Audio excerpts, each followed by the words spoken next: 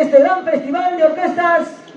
Ya en el escenario, Orquesta Folclórica de Perú Apoya, la Orquesta Cristales de América, Orquesta Filarmónica Cuni Hermanos y la Orquesta Folclórica Nacional Sonora Jauquina. Los recibimos con fuertes palmas del público. ¿Dónde están las palmas? Para estas 4 orquestas folclóricas. Cuando quieran, maestros.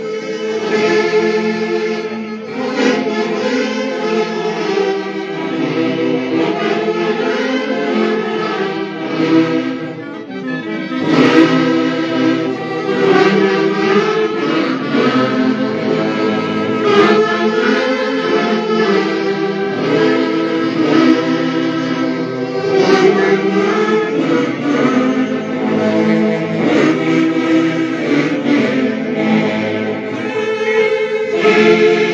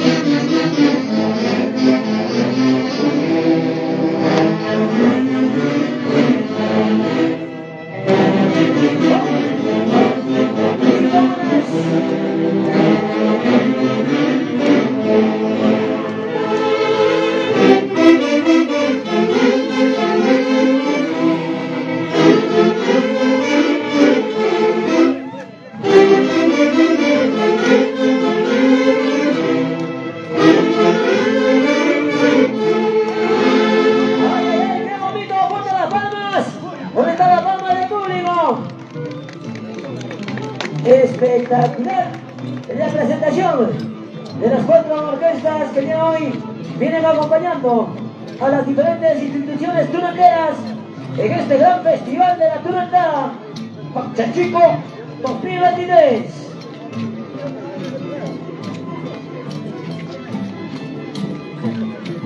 Y saludito para la familia Casas Reina. ¡Eso!